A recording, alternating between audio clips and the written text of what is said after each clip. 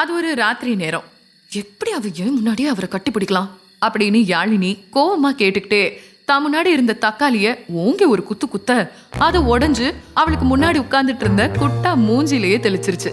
அவனோ பாவமா அவளை பாத்துக்கிட்டு இருக்க அதெல்லாம் கண்டுக்காம தன்னோட வேலைய பார்த்தா.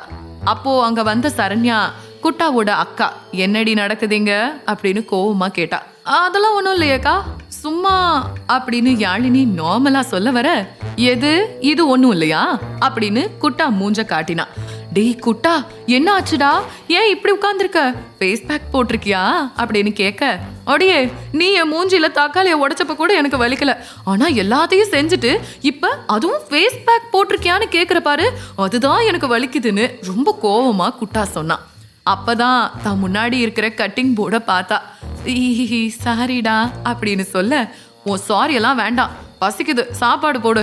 ஆமா, இருக்கிற தக்காளி எல்லாம் உன் மூஞ்சில தான் இருக்கு, இதுல எங்க சாப்பாடு போடுவா, போய் மூஞ்ச கழுவிட்டு இவளையும் கூட்டிட்டு வா, நான் சமைச்சு வச்சிருக்கேன் சாப்பிடலாம் அப்படின்னு சரண்யா முழுசா சொல்லி முடிக்கிறதுக்குள்ள, தெய்வமே உன் சமையலை சாப்பிட்டு மாமா படுற அவஸ்தையே போதும், நாங்க வெளியே போறோம் அப்படின்னு சொல்லிட்டு குட்டா அங்கிருந்து சொல்ல, யாழினியும் அவன் கூட எஸ்கேப் ஆகி ஓடிட்டா.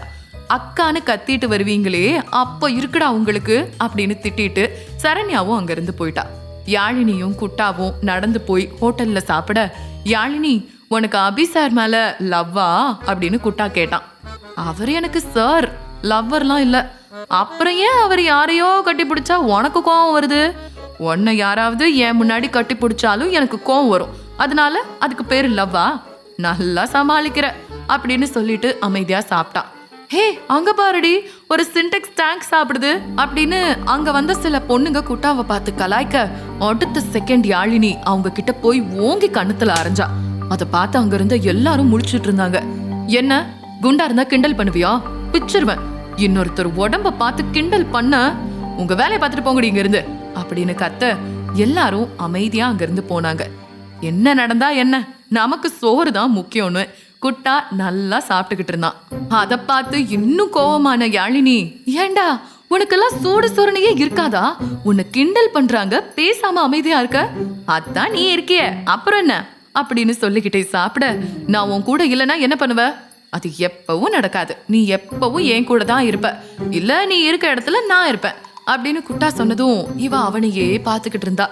ஏண்டா என்ன உனக்கு அவ்வளோ பிடிக்குமாடா, உடனே ஃபீல் ஆகாத, நீ எப்பவும் எனக்கு பிடிச்சத வாங்கி தர, மத்தவங்க மாதிரி என்ன திட்டுறதில்ல, அதான் நீ எல்லாம் திருந்தவே மாட்ட அப்படின்னு யாழினி கோவமா சொல்ல, சின்ன சிரிப்போட அவன் சாப்பாட கண்டினியூ பண்ணான். ஊர்ல இருக்கிற எல்லா தொழிலதிபர்களும் அபியோட வெற்றிய புகழ்ந்து பாராட்டி விஷ் பண்ணிக்கிட்டு இருக்க, ஆனா அவன் வீடு மட்டும் மயான பூமி மாதிரி ரொம்ப அமைதியா இருந்துச்சு.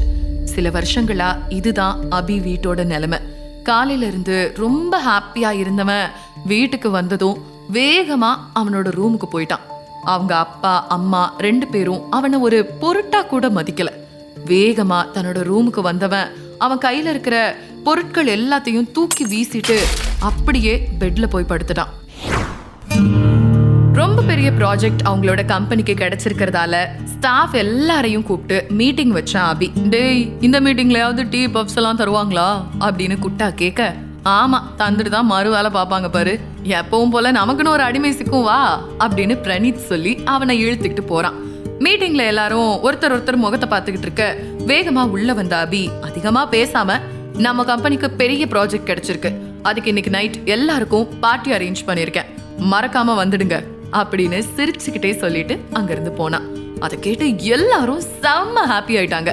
டேய் குட்டா அப்படின்னு பிரணீத் கத்த, சந்தோஷத்துல குட்டா குதிக்க அந்த பில்டிங்கே அதிர்ந்துருச்சு.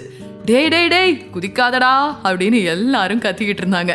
அடே உன் சந்தோஷத்தை கண்ட்ரோல் பண்ணு, இது பழைய பில்டிங் அப்படின்னு உயிரை கையில பிடிச்சுக்கிட்டு எல்லாரும் அவனை ஒரு வழியா கண்ட்ரோல் பண்ணாங்க. இங்க அபி தன்னோட கையில இருக்கிற கவரை யாழினி கிட்ட நீட்டி, this is for you அப்படின்னு சொன்னான். என்னது சார்? என்னோட சின்ன கிஃப்ட், இந்த ப்ராஜெக்ட் உன்னால தான் கிடைச்சிருக்கு, அதுக்கு தான், உழைப்பு உங்களோடது சார், அதுக்கு ஹெல்ப் மட்டும் தான் நான் பண்ணேன், ஹெல்ப் பண்ணல அதுக்கு தான் வாங்கிக்க அப்படின்னு சொல்ல அமைதியா அவளும் வாங்கிக்கிட்டா. And my small request, today night நீ இந்த ட்ரெஸ்ல தான் பார்ட்டிக்கு வரணும் அப்படின்னு அவளோட கண்ணை பார்த்துக்கிட்டே சொல்ல, அதுல என்னத்தை கண்டாலோ தானா தலையை ஆட்டிக்கிட்டே போயிட்டா அவ. அதுல அவனுக்கு அப்படி ஒரு ஹாப்பினஸ், அதை பார்த்துக்கிட்டே இருந்த ரேஷ்மாக்கு பத்திக்கிட்டு வந்துச்சு.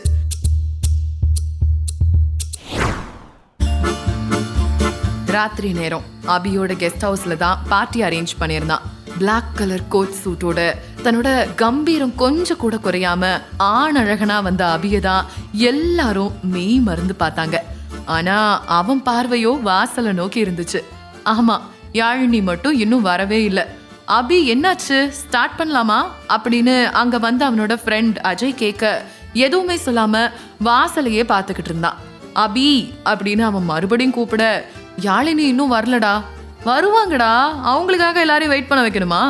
டேய், இந்த ப்ராஜெக்ட் கிடைக்க அவ தான் முக்கிய காரணம். புரியுதுடா, ஆனா எல்லா பிசினஸ் மென் அப்புறம் இன்னும் முக்கியமானவங்க எல்லாம் எவ்வளவு நேரம் வெயிட் பண்ணுவாங்க? பெரும் மூச்சு ஒன்ன விட்டுட்டு எல்லாருக்கும் முன்னாலையும் போய் பேச ஆரம்பிக்க யாழினி அப்பதான் ஆட்டோல இருந்து வந்து இறங்கினான். அபி வாங்கி கொடுத்த ஒயிட் கலர் சாரியில தேவதையாட்டம் வந்து நிக்கிறா. அவளோட அழக பார்த்து அங்க இருந்த எல்லாரும் உறைஞ்சு போயிருக்க, அவளுக்கு உரிமையானவன் மட்டும் நார்மலா இருப்பானா என்ன? பெண்களுக்கே உரிய நளினத்தோட நேரா குட்டா கிட்ட போனவ, சாரிடா லேட்டாச்சா அப்படின்னு கேட்டா.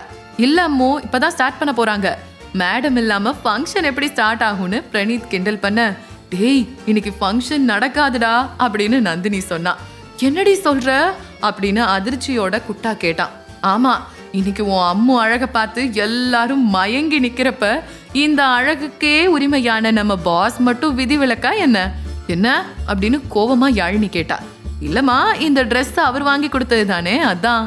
அதை கேட்டு யாழினி அவளை முறைக்க, அடியே நான் ஒன்னும் போய் சொல்லல, அங்க பாரு நம்ம பாஸ் எல்லாரும் இருக்கும் போதே உன்னை எப்படி பாக்குறாருன்னு. அப்பதான் யாழினி அபிய திரும்பி பார்த்தா. இப்ப அவரை பார்த்து இவ மயங்கி நின்னா. இப்படியே இருந்தா இந்த ஃபங்க்ஷன் நடக்காது அப்படின்னு நந்தினி சலிச்சுக்கிட்டே சொல்ல, ஏய் என்னடா பண்ற, எல்லாரும் ஒன்னதாண்டா பாக்குறாங்கன்னு அஜய் அபியோட காதுல மெதுவா எல்லாரையும் பார்த்து சிரிச்சுக்கிட்டே சொல்ல, அது எதுவுமே அவன் காதுலயே விழல. இது சரிப்பட்டு வராதுன்னு, ஹாய் காய்ஸ், ஃபர்ஸ்ட் இந்த ஃபங்க்ஷனுக்கு வந்த எல்லாருக்கும் தேங்க்ஸ் அப்படின்னு அஜயே பேச ஸ்டார்ட் பண்ணிட்டான். என்னோட ஃப்ரெண்டுக்கு இப்படி ஒரு ப்ராஜெக்ட் கிடைச்சதுக்கு நான் ரொம்ப பெருமைப்படுறேன் அப்படின்னு சொல்லி அபிய வாழ்த்த எல்லாரும் கைத்தட்டி அவங்களோட விஷஸ அவனுக்கு சொன்னாங்க. அந்த சத்தத்துல தான் அபி இந்த உலகத்துக்கே வந்தான். அவன் மட்டும் இல்ல, யாழினியும் தான். அப்புறம் அபி எல்லாருக்கும் தேங்க் பண்ணிட்டு பார்ட்டிய ஆரம்பிச்சுட்டு நேரா யாழினி கிட்ட தான் போனான். அவன் தன்னை நெருங்கி வரவும் ஒரு பொண்ணா அவளோட இதயம் வேகமா துடிக்க ஆரம்பிக்குது.